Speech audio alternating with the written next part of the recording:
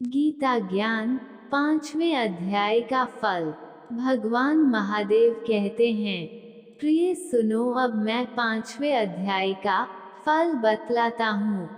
एक पिंगल नाम का ब्राह्मण अपने धर्म से भ्रष्ट हुआ। वो संग में बैठकर मछली मांस खाता, मदिरा पान करता। इसलिए उस ब्राह्मण को ब्राह्मणों ने जाति से बाहर कर दिया। तब वो किसी और नगर में चला गया।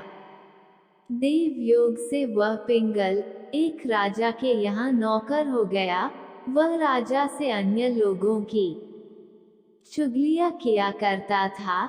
जब बहुत दिन बीते तब वह धनवान हो गया और उसने अपना विवाह कर लिया, पर स्त्री व्यभिचारिणी आई। एक दिन उस स्त्री को बड़ी मार पड़ी। उस स्त्री ने दुखी होकर अपने पति को जहर दे दिया। वह ब्राह्मण मर गया। उस ब्राह्मण ने मरकर गिद्ध जन्म पाया। कुछ दिन बाद स्त्री भी मर गई। उसमें तोते का जन्म पाया। तब वो एक तोते की स्त्री हुई। एक दिन उस तोती ने तोते से पूछा, हे तोते, तूने तोते का जन्म क्यों पाया? तब उस तोते ने कहा, हे तोती, मैं अपने पिछले जन्म की बातें सुनाता हूँ। मैं पिछले जन्म में ब्राह्मण था, अपने गुरु की आज्ञा नहीं मानता था। मेरा गुरु बड़ा विद्वान था, उसके पास और विद्यार्थी रहते थे। शो गुरुजी किसी और विद्यार्थी को पढ़ाएं, मैं उनकी बात से बोल पड़ता। कई बार डांटा, मैंने नहीं माना। मुझको गुरुजी ने श्राप दिया, कहा जा तू तोते का जन्म पाएगा। इस कारण मैंने तोते का जन्म पाया। अब तू बता, किस कारण से तोती हुई? उसने कहा, मैं पिछले जन्म में ब्राह्मण थी। जब ब्याही गई तब पति को जहर दे दिया, वह मर गया। जब मेरी वह देह छूटी तब मुझे नरक में गिराया गया। कई नरक भोगा तो आकर अब मेरा तोती का जन्म हुआ। तोते ने सुनकर कहा, तू बुरी है जिसने अपने पति को जहर दे दिया। तोती ने कहा, नरक की दुख भोगी तो मैंने ही सहे।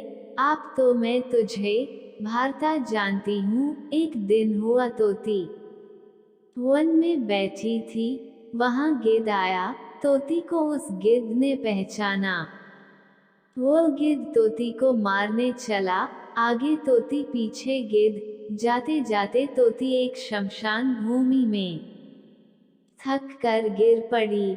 वहां एक साधु का दाह हुआ था। साधु की खोपड़ी वर्षा के जल से भरी हुई थी। शिवपुरी के जल के साथ उसकी देह धुल गई और आपस में लड़ते लड़ते दोनों मर गए और अधम देह छूटकर देव देह पाए।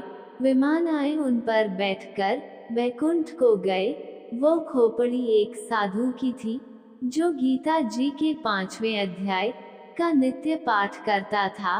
वो खोपड़ी परम पवित्र थी। उसके जल से दोनों पवित्र हो गए। जो प्राणी श्री गंगा जी का स्नान करके श्री गीता जी का पाठ करते हैं, वो वैकुंठ को प्राप्त होते हैं।